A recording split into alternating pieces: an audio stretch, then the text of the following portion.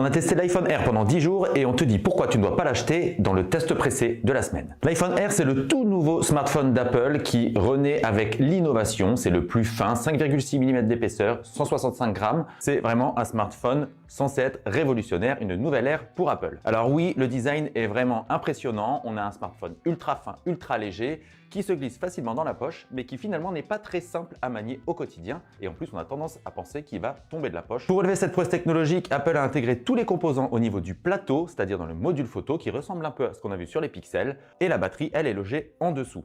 Qui dit smartphone ultra fin dit smartphone ultra fragile. En théorie, Apple a corrigé ce problème. L'iPhone Air est l'iPhone le plus solide jamais créé grâce à un revêtement en titane, une couche de verre Ceramic Shield à l'avant et Ceramic Shield à l'arrière. Et d'ailleurs, il a tenu bon à tous les tests de résistance des différents youtubeurs et spécialistes du genre. Apple a promis aussi un iPhone Air aussi puissant que les Pro avec la puce A19 Pro.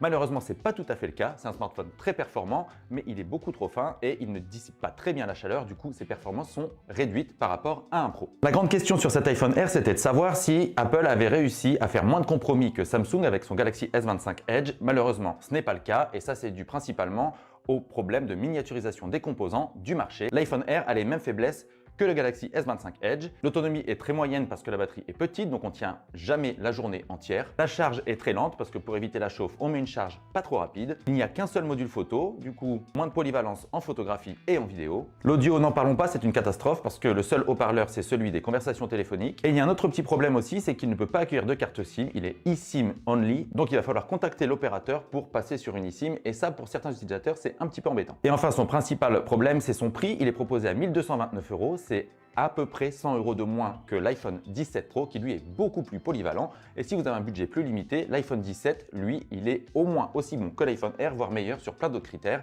Donc l'iPhone Air, c'est un produit impressionnant, mais ce n'est pas un produit qu'on achète.